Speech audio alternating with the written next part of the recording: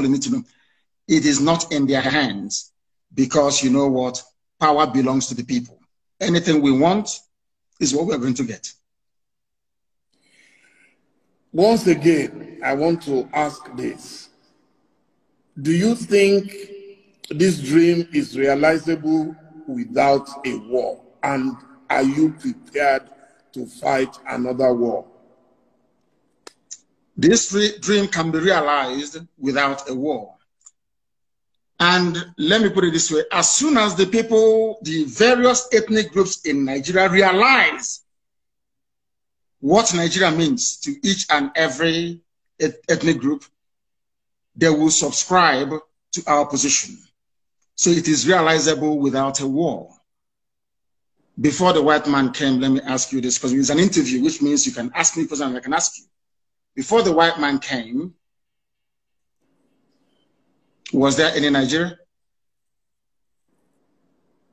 Before the white man came, did Nigeria exist?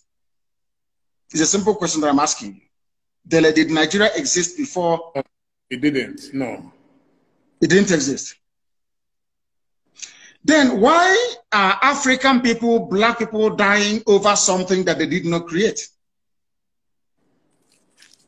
Did any Yoruba man create Nigeria? The answer is no. No Igbo man created Nigeria. No Hausa man did. No Fulani man did. No Kanuri man did. No Jukun man did. When you come to Nigeria, it's always a debate about it is our turn. It is our turn. It is our turn to rule. Now, there are over 250 main ethnic groups in Nigeria. If you keep rotating the presidency every 8 years to each and every ethnic group, times 8 by 250, how many years are you going to get? So some people will die many times over. They will reincarnate many times over. The presidency hasn't come to them.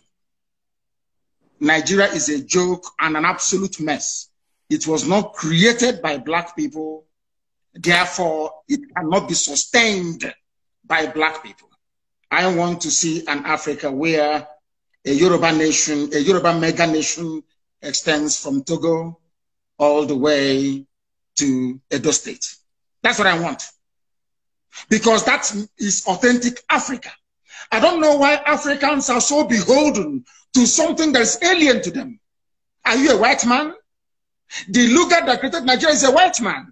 What are you doing as an African defending something that a white man created out of, should I say, a racist intent?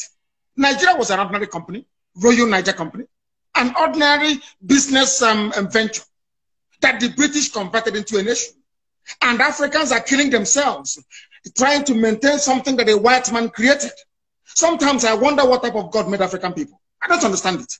And that is why you have this neo-colonialism. That is why the British High Commissioner had to go to Tinubu to ask him, how do you end this protest?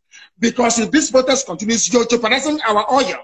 Nnamdi Kanu can use it as an advantage to go and get Biafra. They asked the army to go in and kill people. You people are being ruled by your colonial masters. Your fate is not in your hand. You're in a country that is 60 years old, so to speak. There is no electricity. If I am a Nigerian, I can't come out and say I'm a Nigerian. I'll be ashamed of myself. For 60 years, you have no electricity. For 60 years, no good roads. For 60 years, no good schools. For 60 years, your politicians are traveling abroad for medical treatment. I ask you, what is there to be proud of about Nigeria? Name one thing you can be proud of.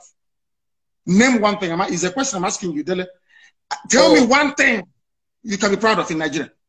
Nigerians are amongst the brightest people in the world, including the Igbo people, of which you are one. You are a very brilliant man. That is Nigeria in your DNA. I was born a Biafran, not a Nigerian. Nigeria is a historical mistake. Was there a birth certificate at that time that wrote Biafra on it? Of course, yes. You want me to show you? I will show it to you. I can email it to you. It's not here with me right now. I can email it to you. My person is Biafra. I don't mind. I will email it to you. So you see, what I'm asking is, if Nigeria never existed until the white man came, why are you as a black African man defending it? What's a white man created? Why?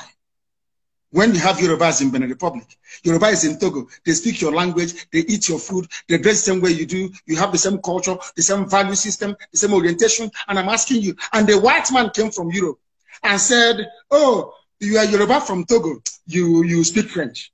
You're Yoruba from Benin Republic, you're going to speak French. But you're Yoruba from Nigeria, you speak English. Are people not perturbed by that?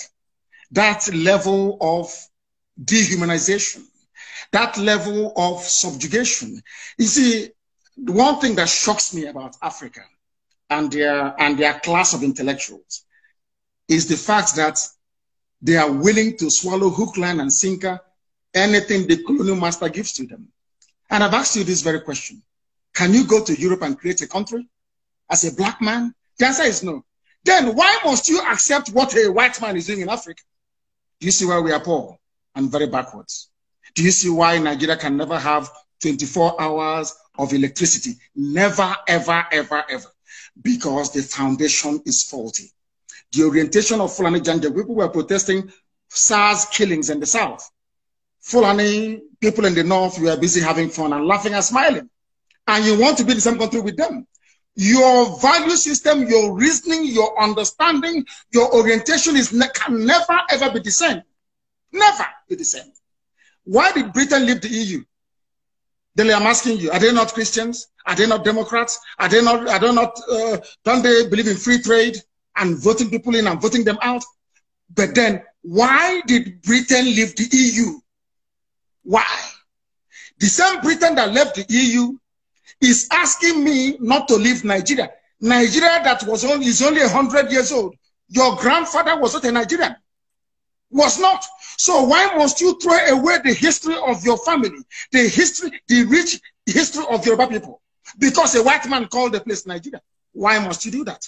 Why? Can I go to England and name them and name them Albania and say all your history is now gone? We are doing our ancestors a disservice. And let me tell you why Black Africa cannot go forward.